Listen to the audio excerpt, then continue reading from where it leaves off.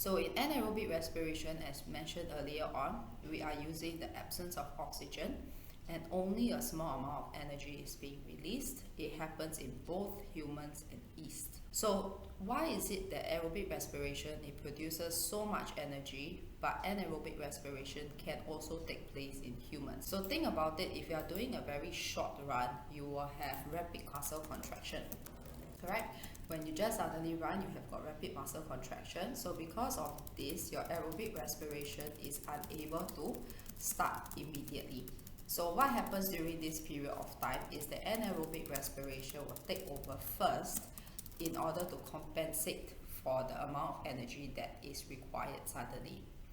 Okay, in yeast, we will have something slightly different. You will have the presence of ethanol. C2H5OH over here is the presence of ethanol, which is essentially alcohol. So if you leave your parents' wine as being left out for a certain period of time, there will be some form of fermentation, or even in beers that are taking place, and alcohol is being produced. Carbon dioxide energy is also being produced. So anaerobic respiration in muscles, this is what we talked about just now. When your muscles have sudden twitching and sudden contraction, lactic acid is being produced during this period. So lactic acid is the one that causes your muscle fatigue and your aching after a period of time if there are too much of it. When your anaerobic respiration takes place, then after some time your aerobic respiration will take over. So when your aerobic respiration takes over, that is when you have got sufficient oxygen. And this sufficient oxygen will help to pay back the oxygen that was happening during anaerobic respiration. So recall that your anaerobic respiration is insufficient oxygen because it does not require oxygen, resulting in the production of lactic acid.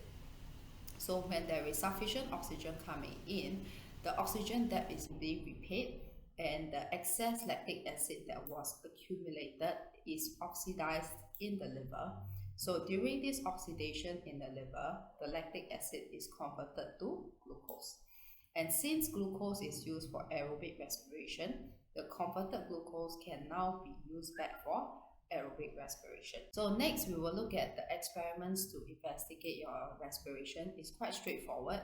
So germinating plants, they do not contain any leaves, so which means to say that they require your basic respiration, which is conversion of the glucose, of the sugars inside here into during respiration itself.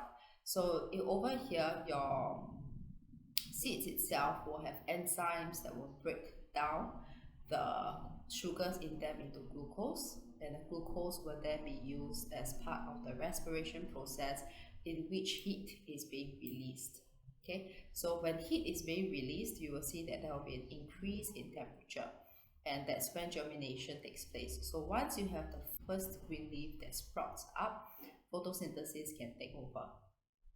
Okay, but however, in bored seeds, what happens is that the enzymes inside them, which is responsible for converting the sugars into glucose, is no longer present because they have denatured.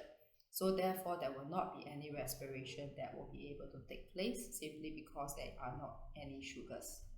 So the next one is to investigate whether carbon dioxide is given off during respiration. So we have got potassium hydroxide here. So potassium hydroxide will take in the carbon dioxide gas from the atmosphere. So this is to prevent any additional carbon dioxide from going into the animal itself, because we want to investigate whether carbon dioxide is given off. So definitely you cannot afford to have carbon dioxide from atmospheric air, which is surrounding air in this flask.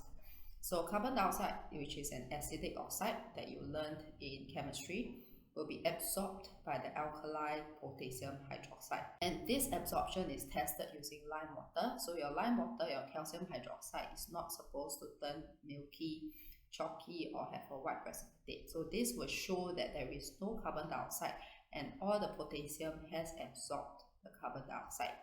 So in the lime water itself, after that, whatever air that enters into the flask here is not supposed to contain any carbon dioxide. So which means to say that if the animal inside here produces carbon dioxide during respiration, and it will be tested positive due to the presence of a milky color or chalky change in the lime water itself. Okay, so for chemistry we call it a white precipitate here.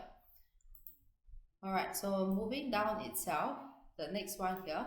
So how do you determine whether carbon dioxide is produced during anaerobic respiration? So we have got sugar solution here. This sugar solution is completely boiled before using it.